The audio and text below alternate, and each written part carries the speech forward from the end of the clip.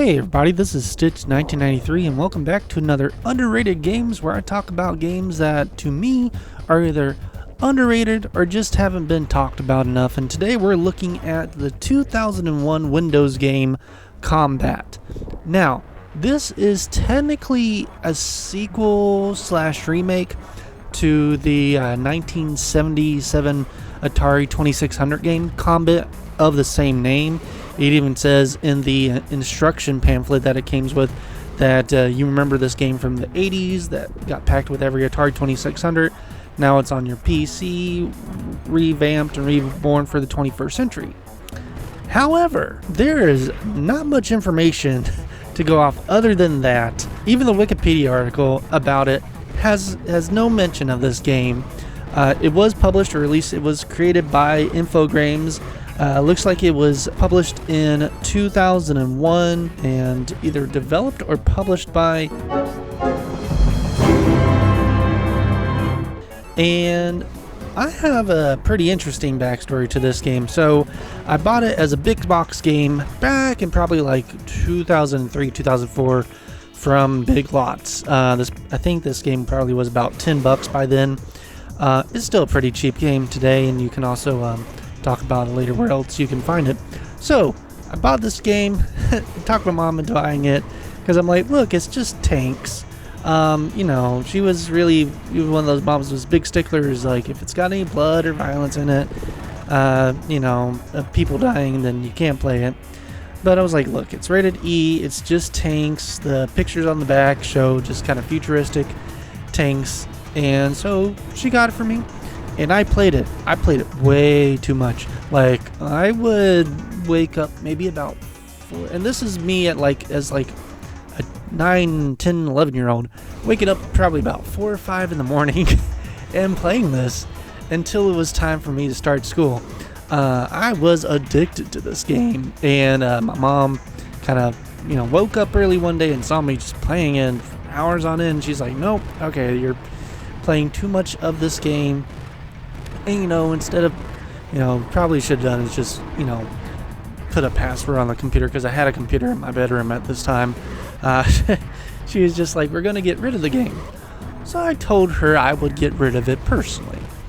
What I did was I put this game in the bottom of a dresser drawer and took out a blank CD-R CD, and I broke it in two and showed her the back side of it. And it's like, look, the CD is destroyed, so I can't play it anymore. I'll even throw it away in 2 different trash cans, so I don't even have to try to put it back together. She was not that prolific in computers, so just let you know. Anyways, and I would continue to play this at 4 or 5 o'clock in the morning. And what I did, so that if mom or my dad ever had to go onto my computer to do any updates, I didn't install it on my main profile. This is back during Windows XP, so I had a separate profile that I just named Profile, and that's all that that profile had was the Combat game installed. So whenever Dad had to do updates to my computer, he would go to my main profile that would have my name, my password, and no one be none the wiser. And I hid the CD for years and years under dresser until it got scratched up, and I just got kind of lost interest in the game. But man, this game definitely is just a straight up futuristic arcade version of the classic game, where you play as a tank going around shooting. In the classic game, it was other tanks.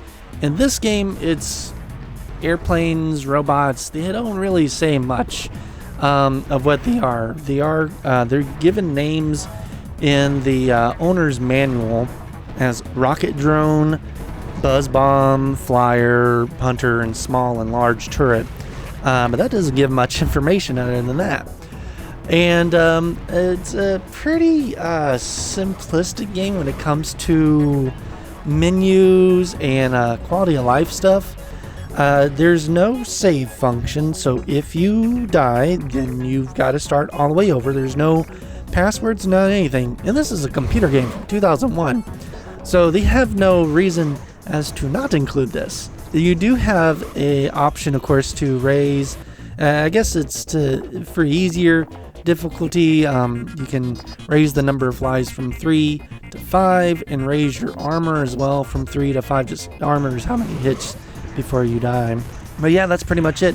Now there is an online option. I don't know how well or if it's still held up today, because it looks like you had to do it through GameSpy.net, and I don't think GameSpy is around, or at least not the way it is anymore. So I doubt that there's, anybody else playing this out there.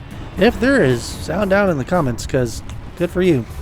So this game to me, of course, was very addicting, and I kind of got slightly addicted more when I was recording for this, but then I remember really why I stopped playing it. And this game is hard. Not, of course, the first couple levels, but as soon as you get to the first boss, that difficulty spikes and it never lets down. And the bosses are hard in this game. Like, you're seeing gameplay footage right now. There's no rhyme or reason to it. You just gotta shoot this thing until it dies. I went through I got an extra life, so I went through 6 lives, 30 armor, 30 hit points, and barely made a scratch on this guy. So I have no clue how I got to like level 10 or whatever when I was growing up. Now this says it only has about 30 levels in there. I have never seen the in this game. I'm sure there's somebody online that's played all the way through, and yeah, it is one of those games where it is tough as nails. So if you like tough as nails type of games, definitely check this out. I also really got into it because of the aesthetic look to it.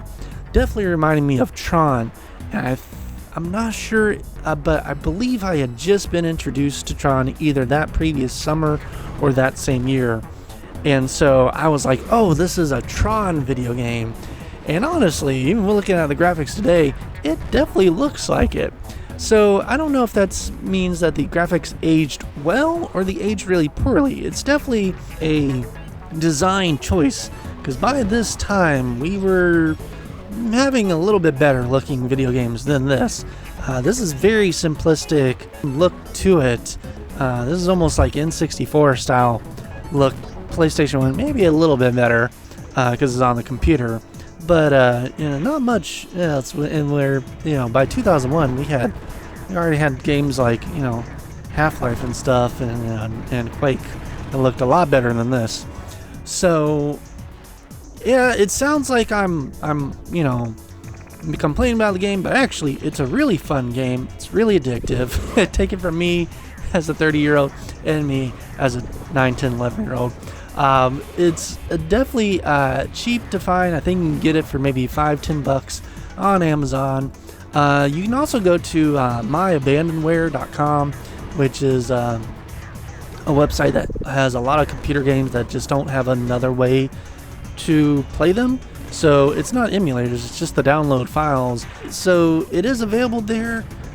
There's reviews. Some of it says they can't work on Windows 10. This was made for Windows 95, 98, and ME. So I was able to somehow get it to work on my Windows 10 computer. I don't know how, but yeah, it just kind of, when I clicked on it, it put some sort of compatibility thing on it and said it could put a compatibility thing on it, and then it downloaded and installed perfectly fine with no issues. I had no issues playing it either.